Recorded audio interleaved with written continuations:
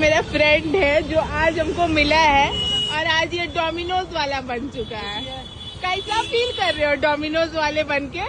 பீகாரில் தனது நண்பர் செய்யும் டெலிவரி வேலையை சுட்டிக்காட்டி கிண்டலடித்த பெண்ணின் வீடியோ இணையத்தில் பெரும் சர்ச்சையை ஏற்படுத்தியுள்ளது. பொதுவெளியில் இப்படி ஒருவரை கேலி செய்வது அவரை அவமானப்படுத்தும் செயல் என கடிந்த இணையவாசிகளுக்கு கடைசியில் ஒரு அதிர்ச்சி காத்திருந்தது. मेरा फ्रेंड है जो आज हमको मिला है, ये हमको पढ़ने का बहुत रील मोटिवेशन भेजता था और ये 30 साल का हो गया है, 30 साल का हो गया है और आज ये डोमिनोज वाला बन चुका है।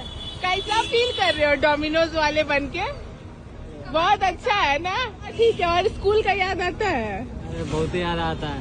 अच्छा, सही है, ठीक है, सबको ही वीडियो भेजेंगे तुम्हारा। இந்த செயலுக்காக அந்த பெண்ணை இணையவாசிகள் வசைபாடத் தொடங்கினர்.